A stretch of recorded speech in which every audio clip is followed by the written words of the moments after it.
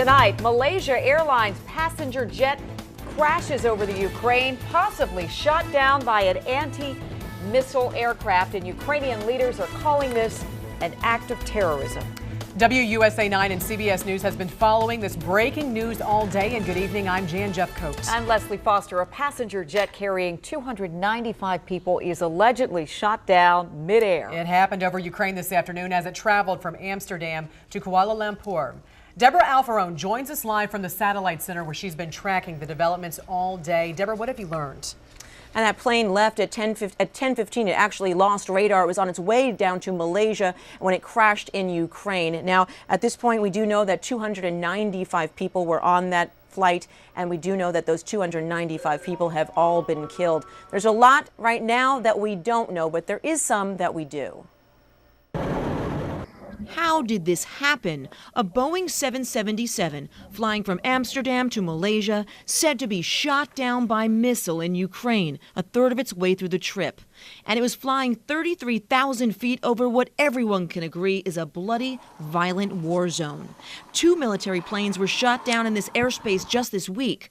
World-renowned pilot and CBS News aviation expert, Captain Chesley Sully Sullenberger. It's a mystery to me, given the recent shoot-downs, how a civilian airliner was able to transit this area, why it was routed that way. It could easily have gone an adjacent path. Who could have done this and how? Terrorism expert Aki Peretz is following every step. The Russians are saying one thing, the Ukrainians are saying something else, the pro-Russian separatists are saying a third thing. So everybody's blaming everybody else, and nobody wants to take responsibility for this terrible tragedy. The Ukrainian official who said the plane was shot down says it was hit by a missile fired by a buck launcher like this one, powerful enough to take down a jumbo jet. Emergency workers say bodies have been found miles from the crash site, which supports that theory. Will we ever know without a doubt what decimated the plane and stole the lives of those 295 people? Former NTSB chairman Deborah Hersman says it depends on securing that crash site, a crash site located inside a war zone.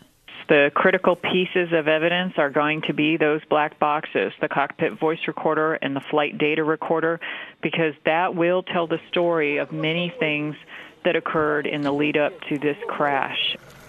Now, at this point, we don't now have confirmed if any Americans were on board, but we are hearing from Reuters that there were a couple of Americans on board that plane. Certainly lots of information coming in moment by moment. We're going to keep you updated, and I'll be back a little bit later in the show. We also want to let you know that CBS News is actually having a broadcast at 7 o'clock. They're going to have a special report. Back to you guys.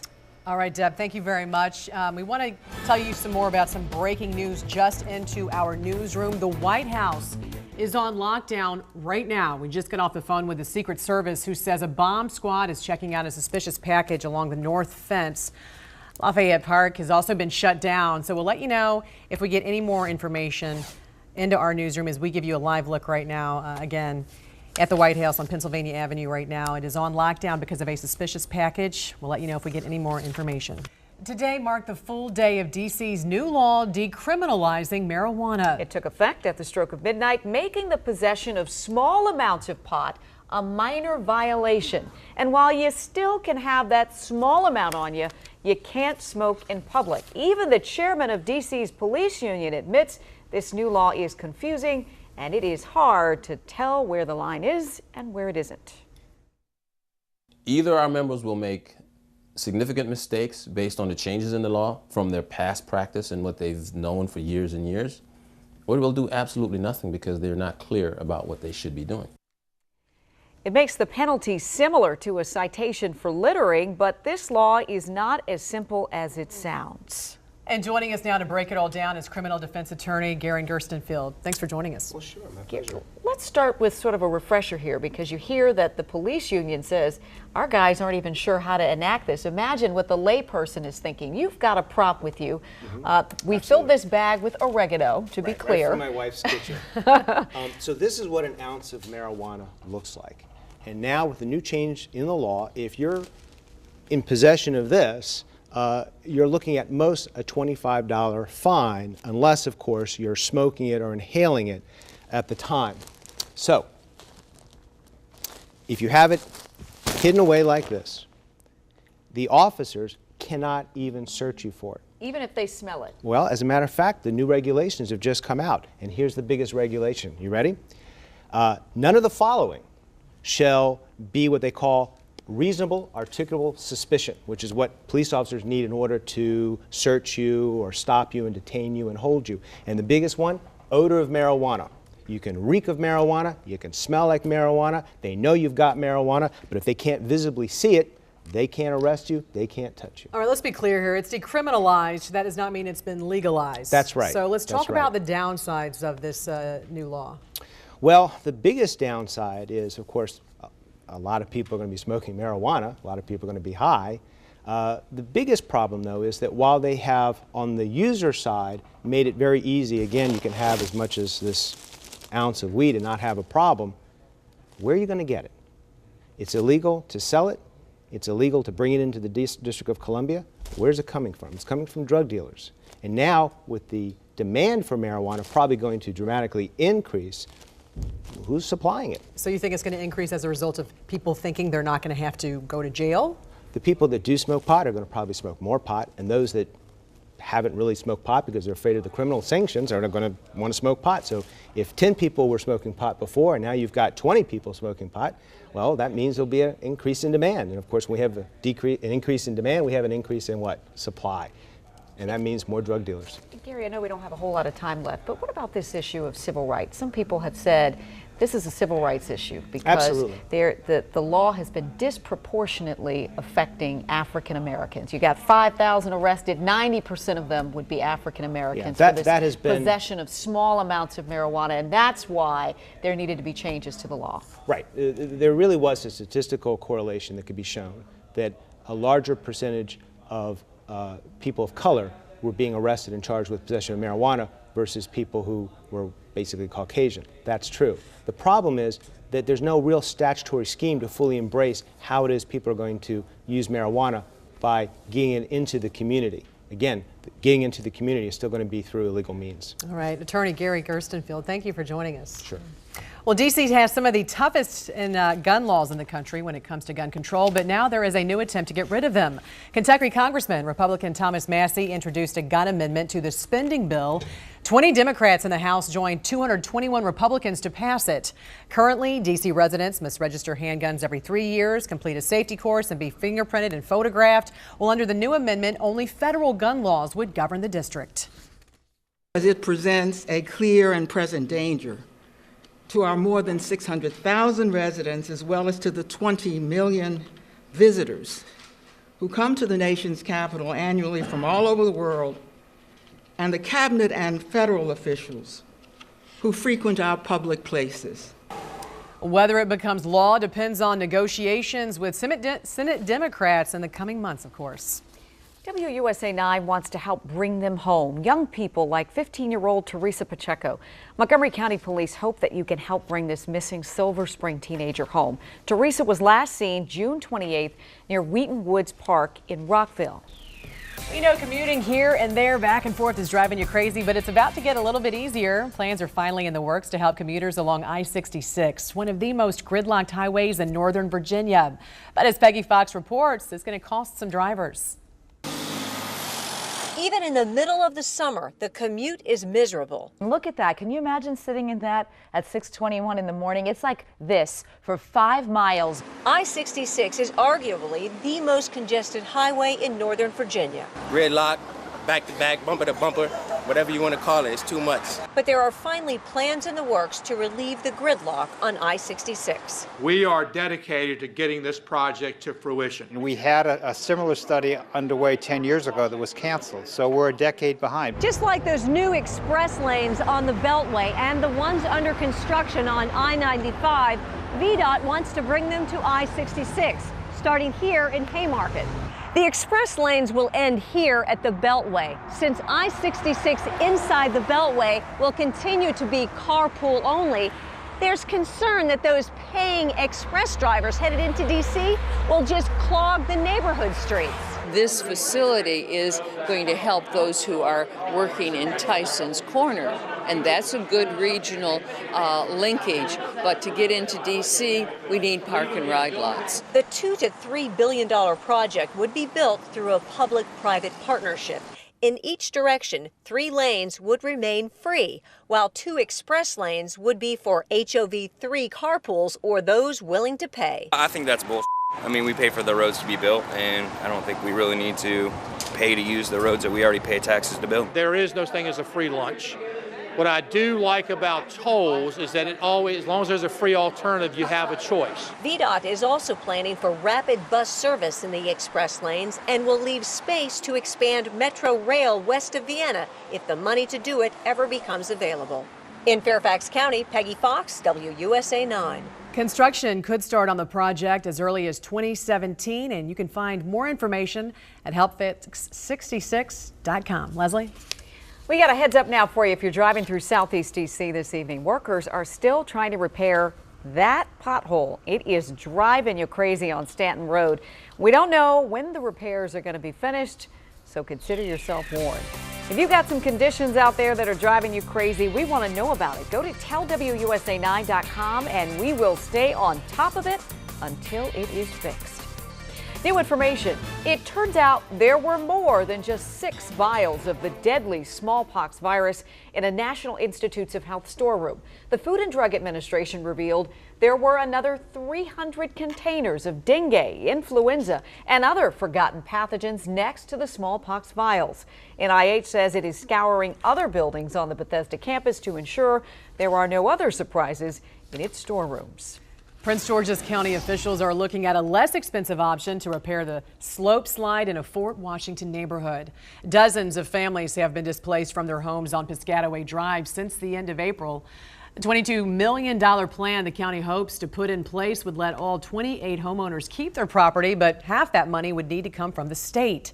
If the state cannot help, there is a $15 million option, but it would force 6 homes to be condemned. County leaders will meet with homeowners representatives next week to see if they can come up with a different plan. Keeping your family safe. WUSA 9's First Alert Weather. I'm meteorologist Topper Shutt. A gorgeous evening, a nice breeze, low humidity, and lots of sunshine. Let's talk about temperatures right now. Most folks actually in the upper 70s to low 80s. That's really pretty nice. Remember, our average high is about 89, so this is statistically or climatologically the hottest or warmest time of the year. 82 downtown D.C., 81 in Chevy Chase, 82 as you head up to 70, but there's still a smattering of 70s, which is pretty impressive. 77 out toward Dulles, 78 in Ashburn, 78 up in Damascus, and 78 in Arlington. That's a pretty nice evening. All right, let's talk about the beach forecast. Pretty nice for the most part. Tomorrow's great. Sunshine in 79, Ocean City. A few clouds will be in the forecast on Saturday. We'll keep it dry for now, and then a nice day on Sunday, 77 with sunshine. To the north we go, Rehoboth and up toward Bethany. Temperatures again, mid-70s, Friday, Saturday, Sunday. A few clouds once again on Saturday, but we'll also keep that dry as well. We got this easterly flow, so no 90s are in sight through the weekend. Keep your weekend plans, both tomorrow day and tomorrow night. And I even think the weekend will be okay Saturday and Sunday night. And the Nats are in town Friday, Saturday, Sunday. Just isolated storms more to the west and still comfortable at night. We'll come back. You might be surprised how cool it's going to get tonight. We'll talk about that. And yes, heat's just around the corner. We'll tell you when it returns. Of course. All right, Tom. Russia and Cuba reportedly make amends. Coming up, we're going to tell you about the Cold War era plan they are working on. I'm with WUSA 9. Let's bring them home.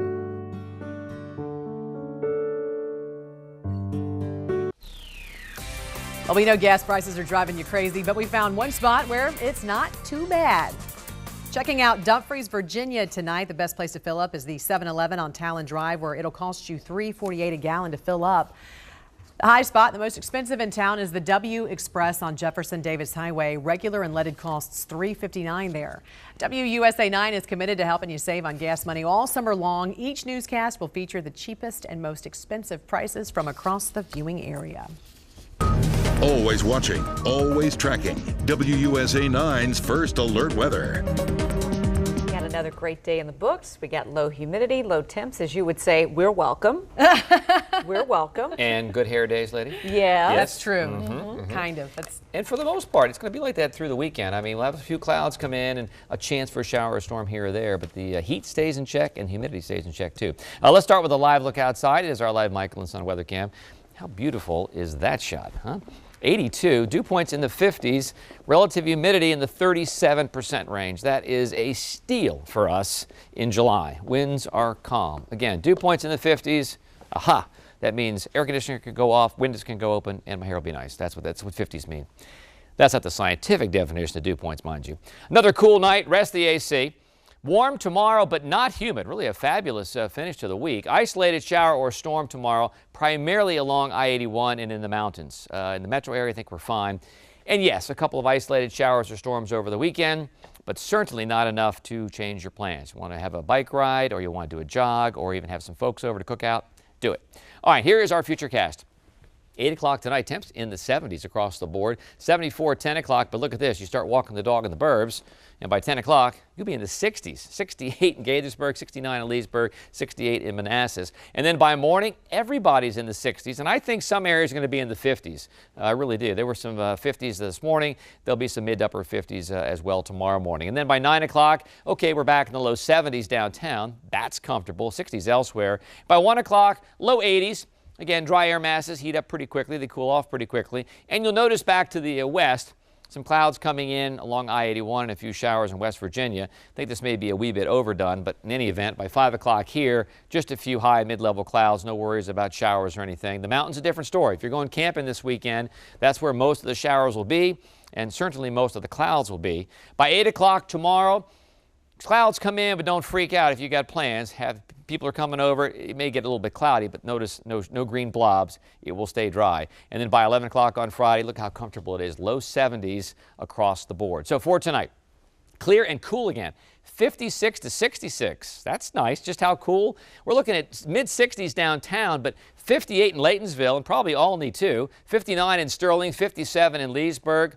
Even Woodbridge and Dale City will be in the mid-60s. And College Park, mid-60s, low 60s in Rockville and over in Bowie. So for tomorrow morning, mostly sunny, beautiful, 56 to 82. That's nice. And by afternoon, we'll see some clouds come in. We'll say partly cloudy and warm.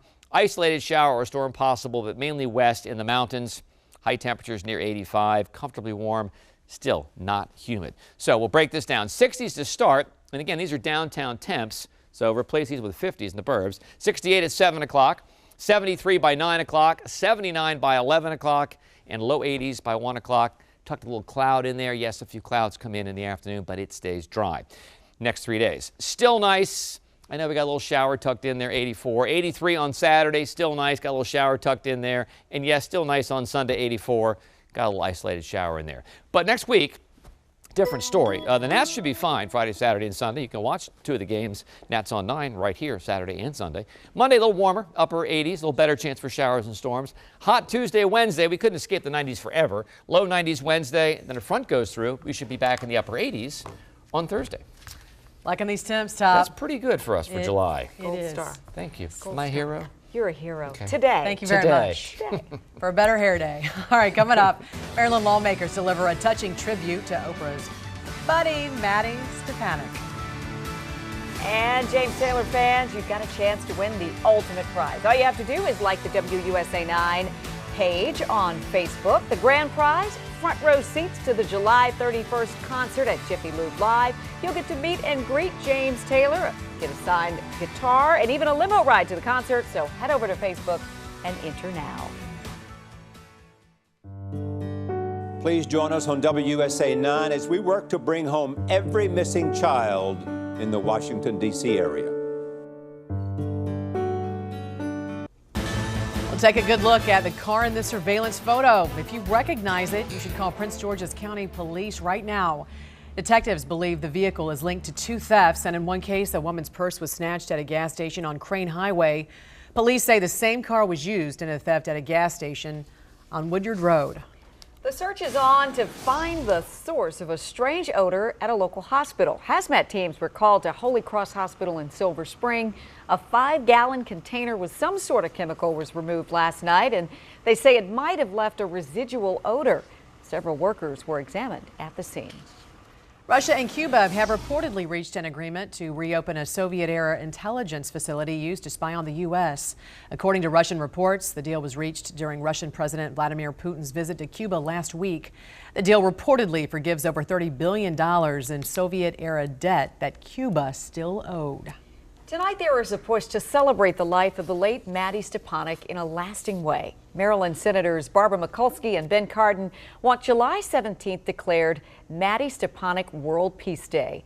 Maddie was a child poet and a peace activist.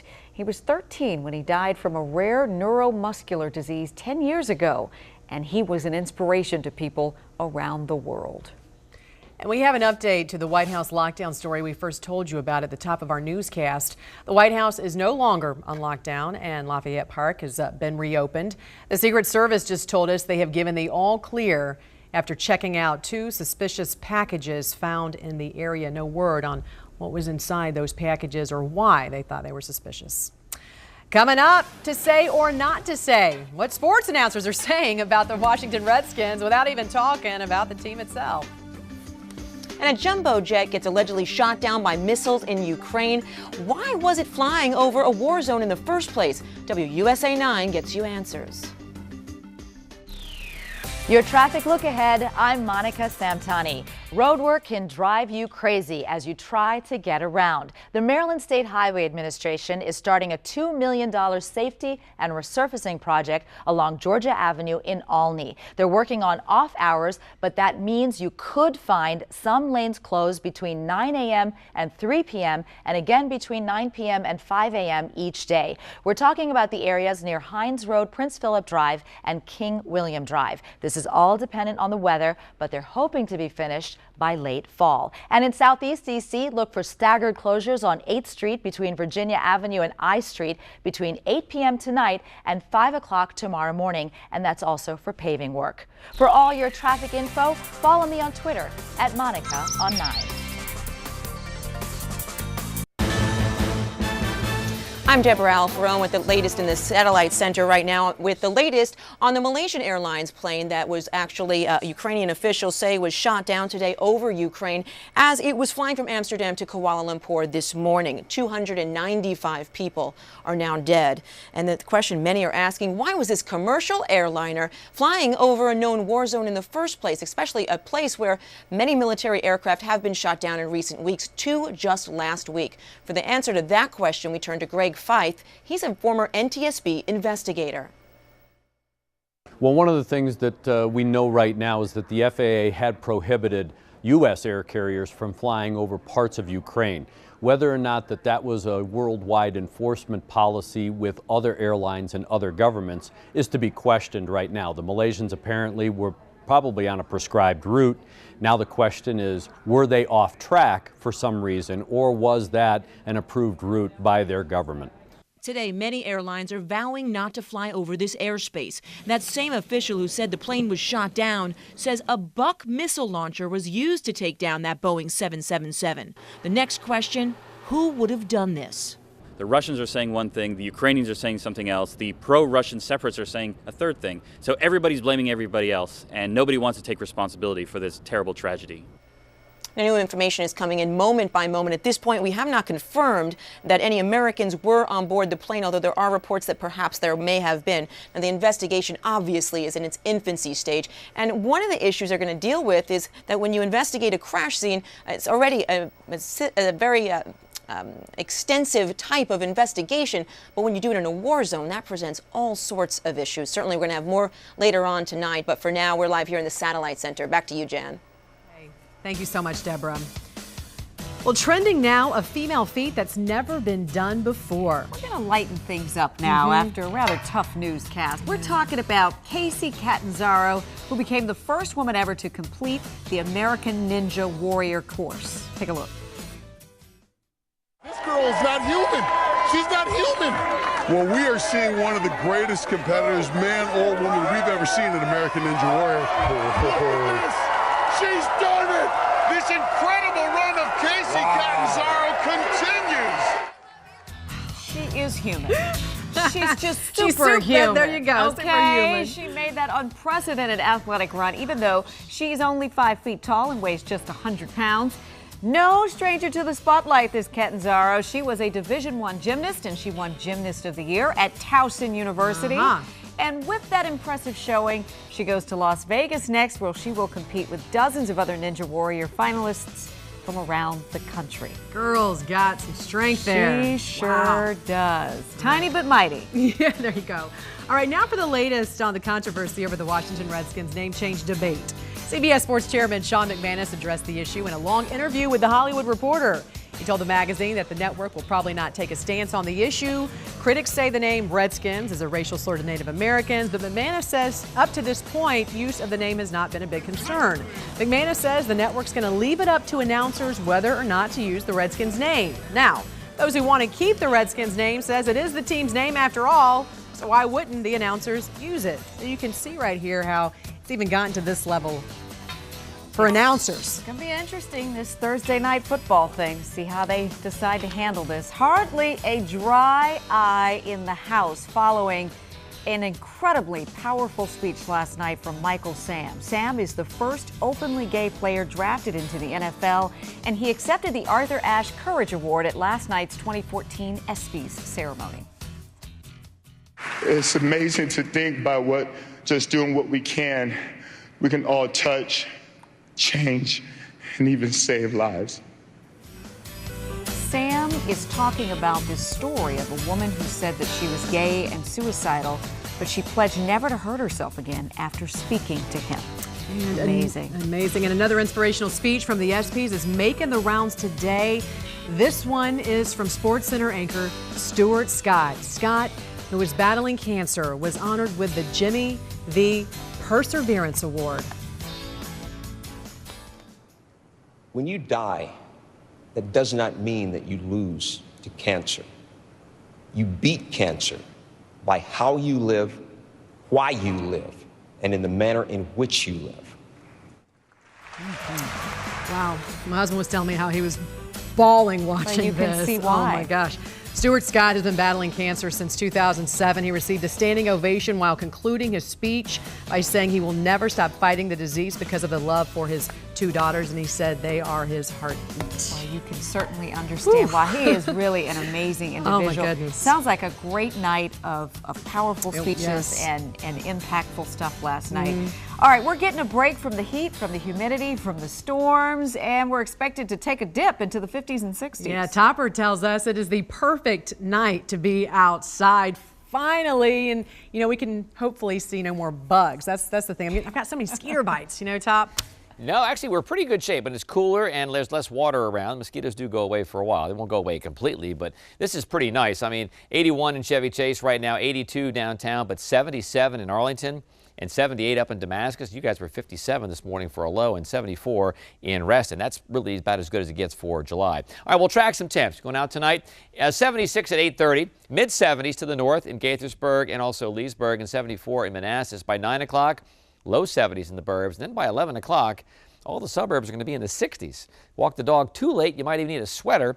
73 downtown at 11 o'clock, but 65 in Gaithersburg, 66 in Leesburg, and 66 in Manassas. Already some 50s showing up by 11 o'clock across the divide. We will come back. We will talk about how long these cool nights are going to last and if humidity and heat remain in check. Thank you, Top. Coming up, kids and concussions. The effects could cause lifelong brain damage. We're going to look at the reason doctors overlook the danger for years. Also ahead. Please join us on WUSA 9 as we work to bring home every missing child in the Washington, D.C. area.